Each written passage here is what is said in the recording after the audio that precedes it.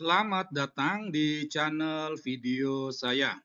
Sering kita mendengar dalam keseharian kita dari umat Islam bahwa Islam itu agama kasih, atau Islam itu agama damai, atau rahmatan lil alamin, sebuah istilah yang sangat indah kedengarannya. Nah, bagaimana memahami ketiga frasa ini kalau kita mengaitkan bahwa ada perintah perang dalam Al-Quran? Apakah ini yang dimaksud dengan civis pacem parabellum? Ya. Nah, kita akan coba memahami ya tarik menarik ketiga frasa indah tadi dengan perintah perang yang ada dalam Al-Quran. Kami pernah membuat tulisan di blog kami tentang ayat perang. Ya, setidaknya ada 3 tulisan. 2 tulisan yang pertama itu terkait dengan ayat-ayat perang yang ada dalam Al-Quran. Tulisan yang kedua, telaah ayat-ayat perang dalam Al-Quran. Kami juga ada membuat tulisan perbandingan antara ayat perang dengan ayat cinta. Ya, silakan Anda kalau mau mendalami hal tersebut, buka di blog kami, Budak Bangka Blogspot. Nah, kalau kita memperhatikan tulisan kami di Budak Bangka Blogspot ini, ya tentang ayat-ayat perang, terkait ayat perintah, itu ada 2 perintah, itu perangilah atau berjihadlah, atau ada juga beberapa kata berperanglah. Nah, itu. Nah, 2 kata ini itu merujuk perintah positif, ya. Nah, jadi bukan merupakan larangan, tetapi perintah positif di mana umat Islam harus mengikuti apa yang dikatakan itu. Nah, berperang, berperanglah. Berjihad, jihadlah. Nah, model seperti itu. Nah, kalau kita memperhatikan di Al-Quran, perintah positif ini itu ada 20 ayat. Ya, ada 20 ayat jumlahnya. Ya, jadi cukup banyak. Ya, kalau dibandingkan dengan ayat cinta, sama sekali tidaklah sebanding. Ayat cinta sampai menyentuh angka 10 saja tidak bisa. Itu ayat perintah positif ya. Nah, ini. Nah, ah perintah positif ini dari 22 ayat ini merupakan perintah Allah Subhanahu wa taala. Itu. Jadi 22 ini merupakan perintah Allah. Langsung. Karena apa? Karena wahyu Al-Qur'an itu adalah wahyu Allah. Nah, karena merupakan perintah Allah Subhanahu wa taala, maka bisa dikatakan berperang itu adalah kewajiban Islam. Hal ini ditegaskan juga dalam surah Al-Baqarah ayat 216. Diwajibkan atas kamu berperang, meski itu tidak menyenangkan hatimu. Ya, jadi meskipun tidak senang, wajib umat Islam itu untuk berperang. Nah, menjadi pertanyaannya siapa yang harus diperangi? Apa dampak atau apa yang didapat umat Islam kalau melakukan perintah ini? Ya. Nah, mengenai siapa yang harus diperangi itu, kalau kita tetap merujuk pada Al-Quran, kita menemukan jawabannya itu pertama-tama adalah orang kafir, orang munafik, dan orang musyrik. Orang kafir ini adalah orang yang bukan Islam. Allah sendiri sudah mengatakan bahwa orang kafir itu adalah musuh yang nyata bagi kaum muslim. Memang sehingga harus diperangi.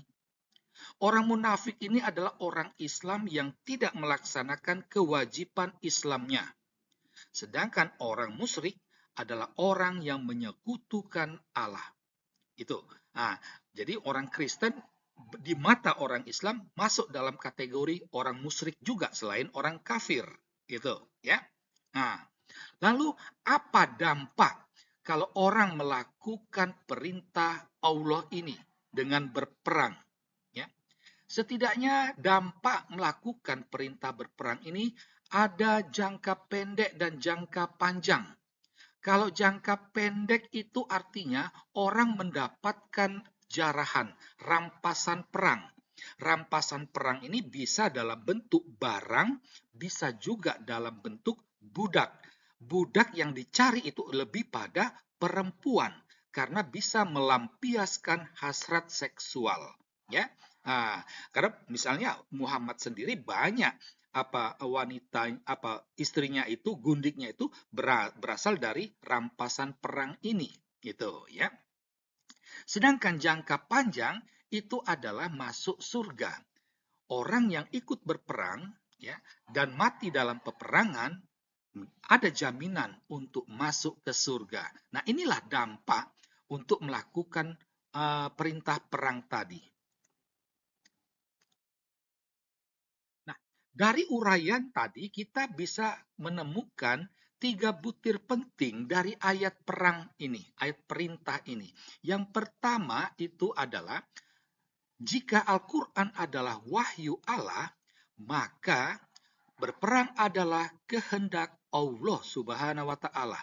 Itu. Ini butir penting yang harus. Yang kedua, jika Al-Quran adalah kitab yang jelas, maka haruslah dikatakan perintah berperang itu adalah jelas. Jadi tidak perlu lagi ditafsirkan, tidak perlu lagi dipermanis. Berperang ya berperang. Di mana di sana akan terjadi peristiwa bunuh membunuh itu, ya. Orang yang dibunuh itu adalah manusia, gitu ya. Jadi tidak bisa ditafsirkan yang lain. Berperang ya berperang, gitu. Butir yang ketiga itu adalah Al-Quran adalah pedoman hidup. Nah, jika Al-Quran ini adalah pedoman hidup, maka berperang itu adalah kewajiban. Nah, kita sudah tadi melihat surah Al-Baqarah ayat 216. Diwajibkan atas kamu untuk berperang.